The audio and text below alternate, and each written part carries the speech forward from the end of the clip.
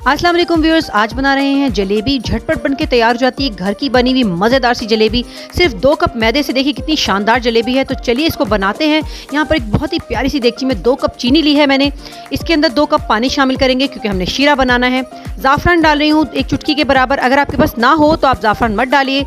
कुटी हुई इलायचियाँ यहाँ मैंने 4 अदद ली हैं, वो भी इसमें शामिल कर देंगे और इसको हम शीरा बनने के लिए रख देंगे चूल्हे पर।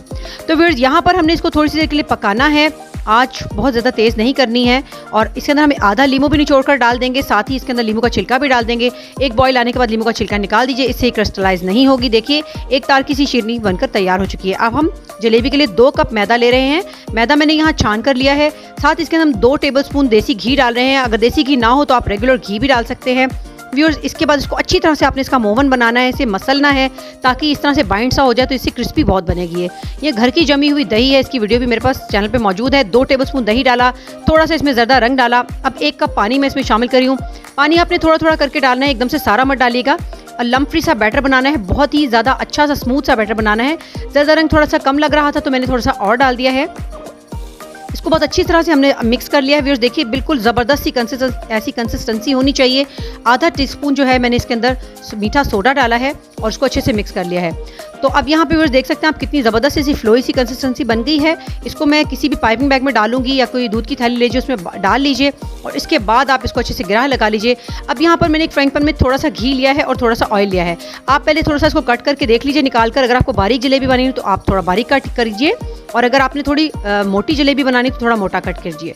तो ये मैंने थोड़ा सा मोटा मोटा कट कर लिया है और इसके बाद मैंने इस तरह से 2-2 दायरे डालती जाऊंगी और एक लाइन बनाती जाऊंगी। इस तरह से जलेबी जो है वो हमारी बड़ी परफेक्ट बनके तैयार होती है। 2 दायरे डालें और फिर आधा सा इसको खींच लीजिए।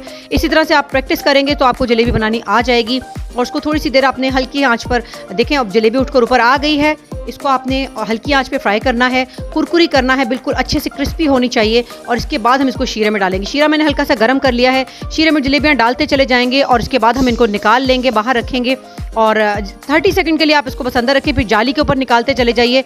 और जब इसके बाद आप जाली पर निकाल लेंगे तो एक्स्ट्रा शीरा जो है इसका वो सारा निचोड़ जाएगा। तो ये बहुत ही क्रिस्पी और क्रंची मज़ेदार जलेबियाँ बनके तैयार होती हैं। ढेर सारी जलेबियाँ हैं, बिल्कुल ताज़ा हैं, घर की बनी हुई हैं और हेल्दी हैं। आपको पता है इसमें किसी किस्म की कोई केमिकल और कोई फालतू चीज़ नहीं डली हुई, सफाई से बनी हुई है। देख सकते हैं आप कितनी शानदार जलेबी बनके तैयार हुई है। तो ये देखिए व्यूअर्स, इसको हम थोड़ा सा सैम्पल करके आपको दिखा देते हैं। थोड़ा सा पिस्ता मैं उसके ऊपर छिड़क रही हूँ, वो भी ज़रूरी नहीं है, अगर आपका दिल चाहे तो, अदरवाइज़ ये तो वैसे ही नहीं बचती हैं। बहुत ही क्रिस्पी हैं, क्रंची हैं। देखिए मैं आपको तोड़ कर दिखा रही हूँ। तो इसको अपने घर पे से ज़रूर ट्राई कीजिएगा। इस ईद पर भी ट्राई कीजिएगा, बच्चों को बहुत पसंद होती है। घर में रेगुलर इसको बना सकते हैं। तो अच्छी अच्छी रेसिपीज़ जानने के लिए मेरे साथ रहिएगा। शुक्रिया।